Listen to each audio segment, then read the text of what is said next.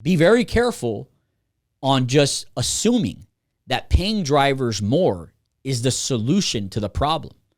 It's 401k, health insurance, amount of time on the road, okay?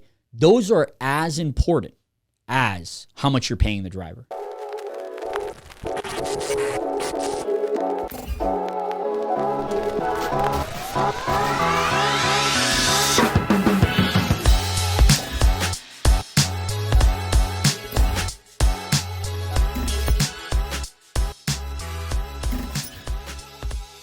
Hey, transportation community, this is Luis Lopez, aka the Freight Guru. This is episode 25, How to Overcome Driver Shortage in 2021. This is a topic near and dear to my heart, something that I'm challenged by every day today, and something I've been challenged by in every year, even in a bearish market. In 2021, we've seen a bullish trucking market, especially the spot market. Today, I want to discuss if you are a dispatcher, fleet owner, carrier of all sizes, how do you overcome keeping your seats full and growing your trucking fleet in this market where everybody's looking for trucking drivers and you're looking to fill those seats? And how do you fill those seats with the most qualified drivers? And I'm telling you, it is a challenge, but there are ways of doing it if you're disciplined and you find advantage and niches in this specific space. So we're going to get right to it. I'm going to give you my ways that I do it. I have done this in a bearish market, 2008, when there was a recession and the freight market wasn't great. It was still hard to get drivers. I've done it then, and now I've done it in a bullish market where now, everybody's willing to pay whatever to fill seats. So I've done it in both, and I think the principles are pretty much the same. The only difference is that you got to know your target driver audience, and you have to separate yourself from every other fleet owner and carrier. And I'm going to try to show you how I do that now and how I think that you can separate yourself. So the first thing I want to talk about, which is something that I encourage at my company today, is I encourage diversity. 46% of all jobs out there are women, yet only 6% of trucking jobs are women, right? Every woman that walks into this door, I personally meet, and I personally have a conversation with, and I let that woman know that I will do everything in my power in order to get her on a seat. Obviously, she has to pass a drug test, and she has to go through the entire process of getting hired. But I try to advocate every woman that walks in here to get her on a seat. Why? Because unfortunately, it's still a man's world in trucking, and every woman that walks in this door, I feel that has already validated herself as being somebody that I want to work for, that I want working here, because has already taken that one additional step in this driver man's world that I think is very, very difficult. You think about the driving, world and the community that is over the road trucking. You are sleeping in a truck, you're showering in public bathrooms, and you're out on the road 2 to 3 weeks. It's not easy, guys. Even if you're making $2,000-$3,000 a week, you're living out on the road. It is a man-dominated industry, and every woman that walks in here, I really try to focus on meeting with that woman and explaining to her that I'm available to her. I give her my personal cell phone number and explain to her that I am available to her 24/7 and that I will do anything in my power within the regulations to keep her on that seat, and that I'm here to help and support her through her journey to make her as successful as possible on that driving experience. And that's the first thing that I think will separate you from every small to mid-size fleet owner. The second thing is knowing your target audience in your specific area. I'm in South Florida, Hispanic driven. I like to, when I speak to, my Facebook audience, when I speak on TikTok or whatever social media platform, to always speak to that audience that I am specifically surrounded by. So I come from a Hispanic background. I try to relate to that Hispanic audience that I'm speaking to, letting them know that I am one of them. I am from that Hispanic background, and that I come from an Hispanic background. My grandparents came from Cuba. My grandmother, worked at a grocery store. My grandfather was actually a bus driver. So, I come from that background, and look at me now. I'm a business owner, and how can I help your quality of life by getting you on this seat? And then hopefully one day you can also be an entrepreneur and prosper and move forward. And obviously speaking the language, speaking Spanish is another way that I can take advantage of that in this specific community in South Florida. So those are two ways of specifically knowing your demographic and catering to that specific area. But speaking to the women audience, for me, is crucial. I hope if I ever have a daughter, if I have a niece or somebody in my immediate family that wants to get into trucking, that in the next 5 to 10 years, it's only easier if she wants to be a truck driver for her to be able to enter into that space, because it's definitely a challenge. And every fleet owner should do everything possible to make the barrier of entry for a woman to be easier, whatever that can be. Bring them in, engage, ask them the questions. What is it that makes it so difficult on the road for women? Hear them out. It's sometimes just asking the questions that will also separate you from the next trucking company that she's going to be going to. So knowing your audience and diversifying yourself with women is huge. It's only 6% of all trucking applicants are women, compared to 46% of women that are applying for jobs out there, right? So not a lot of women in trucking. There's a reason why. It's a male-dominated industry. Obviously, when there's a bullish market like today, you got to focus on compensation. I primarily focus on ads on Indeed and Facebook ads. My specific South Florida demographic does very well on Facebook and on Indeed. You have to have a significant bonus program, and that bonus program has to be very direct and very specific on what you are offering.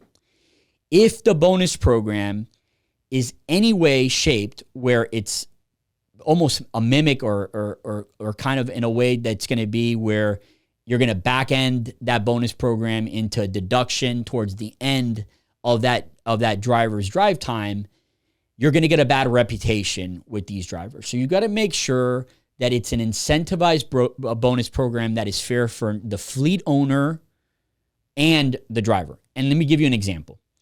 If I am going to give a driver a $5,000 bonus program, the way I would do the bonus program is that I would do $500 every week for 10 weeks. And I would say that the driver has to be with the company for 12 weeks. And after 12 weeks, that driver has waived the $5,000 bonus from having to be returned. That would be a very fair 50-50 agreement between both parties. Now, obviously, if the driver is only with you for 3 weeks and you're giving him or her a $500 bonus for those 3 weeks, and then either abandons a truck or is terminated because of negligence or because of not driving properly, then I could understand where the fleet owner would deduct that from the open balance of empty and loaded miles driven by the driver. But you have to be very specific, and I would recommend a very one-page document where you, as the dispatch manager or the HR person that's putting the contract together, is going to explain in great detail what the bonus structure is going to be so that both parties are fully aware of what that bonus structure is and how it's going to be broken down in the upcoming weeks and months as that driver is driving and they're expecting that bonus program. So when doing a bonus program, make sure it's black and white and that both parties are in agreement so that towards the end of that deal, or if the relationship goes a negative direction at any point, there's nobody that's going to feel that there's foul play. And that's super important. And it's very important to also talk about the value added stuff like 401k and tuition reimbursements, things that are additional to the bonus structure. Drivers want to know that there's going to be health insurance benefits, 401k. Those things are as important as the bonus, so make sure that you're offering that. And then the big one is, how many weeks do I have to be out on the road? If you are on the spot market, if you're a fleet that's on the spot market, you tend to ask for 3 to 4 weeks out on the road before you have to come home. Compared to if you are on the contract market where you are not on the spot market and you actually have dedicated lanes, you tend to be able to offer drivers 2 weeks on, 2 weeks off. That is a much more attractive deal to a driver than being on the spot market and not having a consistent lane that you're running. Consistent lanes for drivers are a massive, massive plus. Why? They're driving the same roads, they're going to the same truck stops, and it's consistent. Drivers like consistency. If you're able to offer a driver a 2-week drive time and then 2-week home time, they'll take that over a big bonus program. I can guarantee you. They'd rather be 2 weeks on the road and then 2 weeks home than 4 weeks on the road and a big bonus program. It's not all about the money, especially with the rate per mile being so high. A lot of the drivers right now that are staying home for 3-4 weeks is because they're out on the road for 3-4 weeks and have made so much money, they don't need to go back on the road in 2 weeks. They can wait 4 weeks to go back on the road, which is affecting the fleet owners. So paying drivers more and more is not going to necessarily get them to go back out on the road immediately. All it's going to do is keep them home until they run out of money. Not all cases, but some cases. So be very careful on just assuming that paying drivers more is the solution to the problem.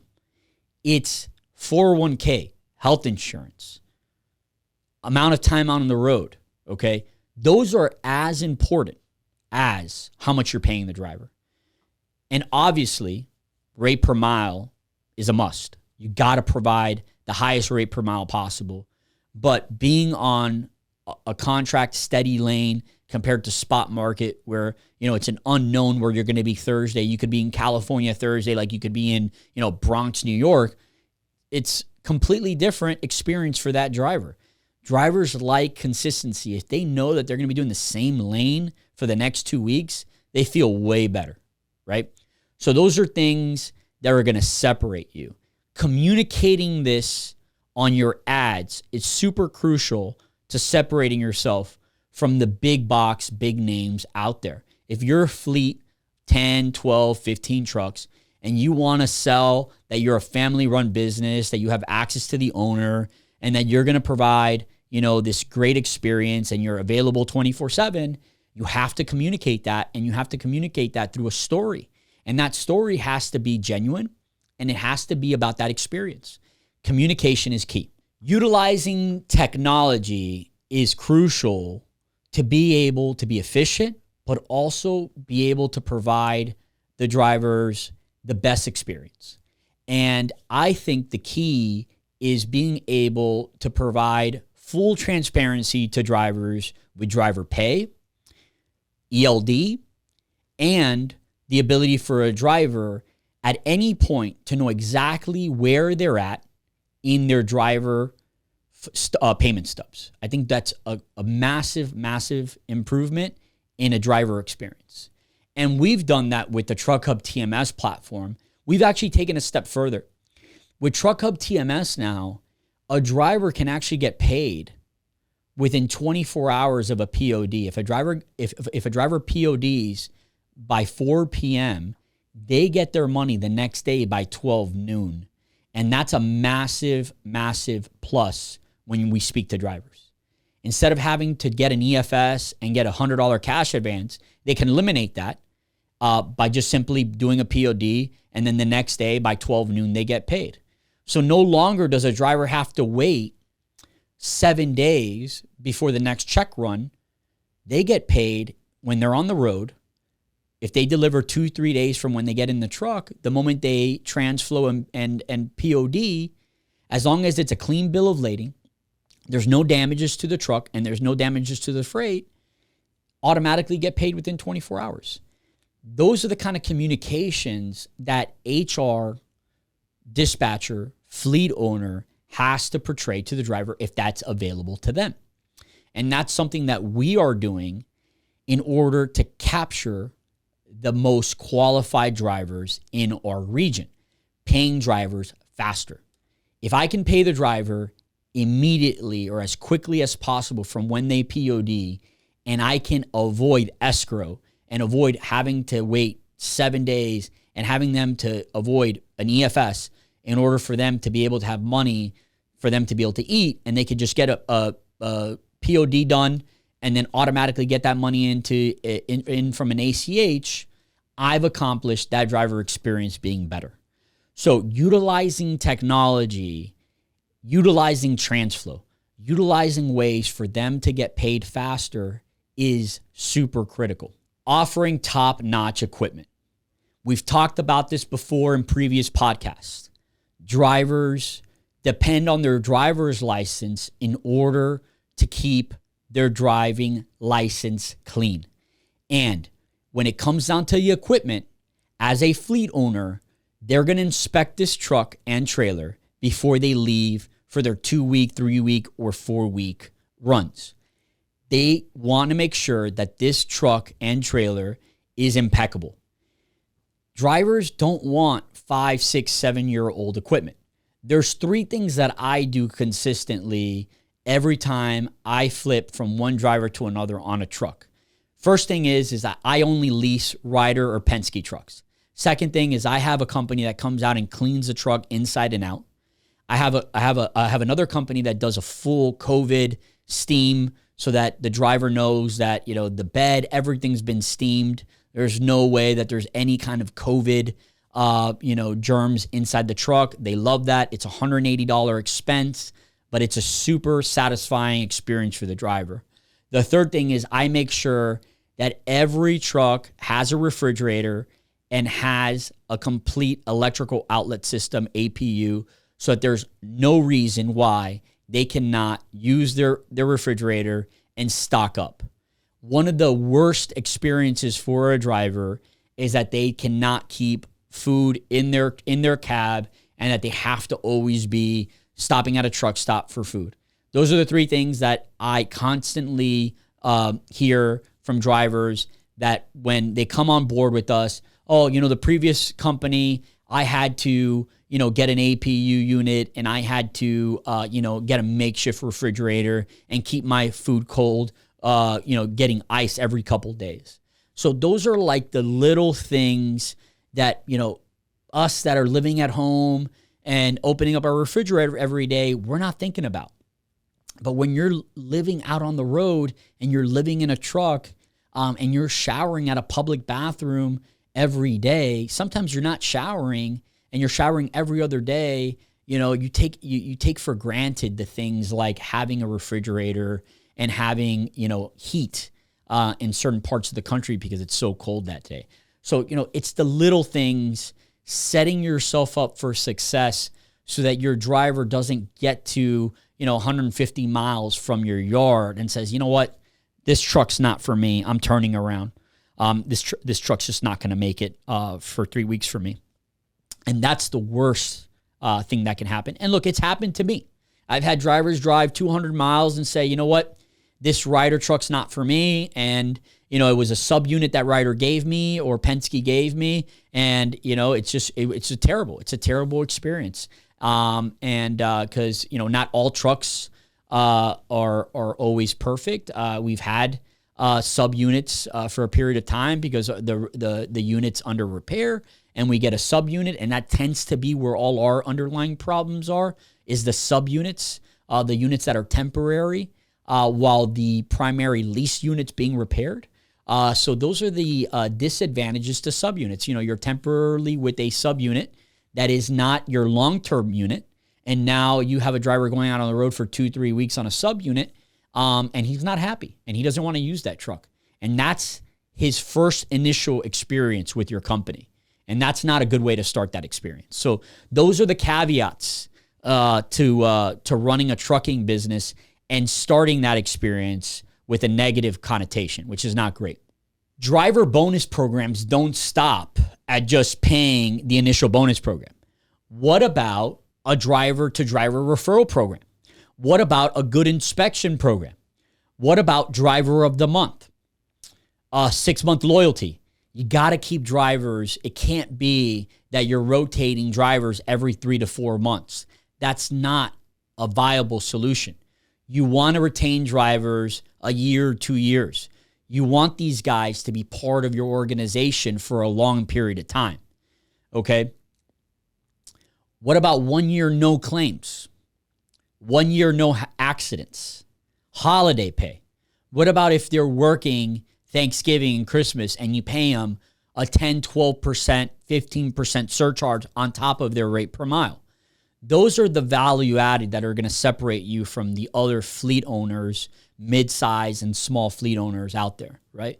Those are the things that they're going to remember when they think about the other fleet owner that's willing to pay a 10% bump from what you're currently paying. Reducing turnover is going to be the one key to success that while I cannot guarantee you, will separate you from the mid and small fleet owners out there that will allow you to scale and add additional units to your fleet. Pay hikes are prompting drivers to bounce from one trucking company to another. Average turnover because of this is 95%. That means that out of 10 drivers, 9 of them are going to leave you for the next greatest bonus program that's out there. I understand that. Loyalty with drivers is difficult, and finding loyal drivers in this, bullish market is going to be difficult. I understand that. Communication, putting one page, clean and concise documentation where both parties are clear, transparent, and understanding of terms is crucial. Having additional bonus structures throughout the year so that the driver doesn't feel like the bonus structure for initially coming on board is the only bonus structure available is crucial. 401k, health insurance benefits, crucial. Having a truck that is well maintained, leased, with the support of a Ryder or a Penske, huge, okay? Knowing that they have the support, that there's not going to be massive downtime out on the road. It's a massive, massive plus, okay? So, yes, $5,000, $10,000 bonus programs up front are great, and I understand that. But there's other ways to keep drivers from leaving, and I just mentioned those for you. So, small, mid-sized fleet owners, I'm talking to you. You have to build relationships with your drivers. You have to let them know that you're here for them, and these are the ways that you're here for them. It has to be more of a relationship where it's not one-sided. It's about paying them the most you can, looking for consistent lanes, and finding ways to offer value-added niche services. Finally, really important to build a brand. And I think social media is a great way to build a brand. I personally like using Facebook. I like building Facebook campaigns. I think it's organic and it's a nice way to speak to the driver demographic. I also like standing out with driver testimonials. Having a driver discuss how we can pay within 24 hours is a great way to validate yourself as a small fleet or mid-sized fleet. Taking video of your new trucks and having videos of your trailers and how you do trailer inspections. Showing how you respect drivers and how you onboard and what your onboarding experience looks like. Honor your committed rates, not going back from what you currently are committing rates. So starting off at a rate per mile and sticking to that rate per mile, not reducing that rate per mile after you've onboarded the driver. That's crucial. Be mindful of when a driver wants to come home. I see this constantly with dispatchers. You have 1 or 2 drivers that want to come home, and then you have 3 or 4, like a domino effect, that reach out and say, hey, I got to come home as well. Don't push drivers to stay out on the road. And if you're going to push them, compensate them. Give them something to try to keep them out on the road a little bit longer. But don't push it to a point where they're going to resent you. Because I can tell you that is going to lead to resentment, that you're going to lose them long term. You want to make sure that the relationship, while it being a fair and an equal relationship, is also a relationship that's built on trust and on understanding that the driver 99% of the time is looking to get home to their families, and that they've agreed to a certain amount of time, and that time is already exceeded or it's about to get to that time that we've agreed on, and it's time to get home. So when that happens, agree to the time, get them home, and let them do their time at home so they can go back out. Guys, I can relate to your frustration right now on filling seats. And I will tell you that every day that I have a truck sitting at the yard empty, it's loss of revenue. While it's frustrating, you got to think that it's not always the ideal solution to fill seats with unqualified drivers that don't meet your company philosophy and your company culture. While loss of revenue is terrible and it feels, there's no worse feeling in a bullish market like today, I will tell you that there are solutions. And if you listen to these, sets of rules that I've set up for you and guidelines that I think that can help, over a period of time, things will get better. I tell you, everybody's fighting this driver shortage market, and there are ways to improve your driver turn ratio. This is the Freight Guru. I hope this helps. Please subscribe to the link below and let me know your comments and what you think. Hope to hear from you guys next week. Stay tuned. Take care. Have a good week.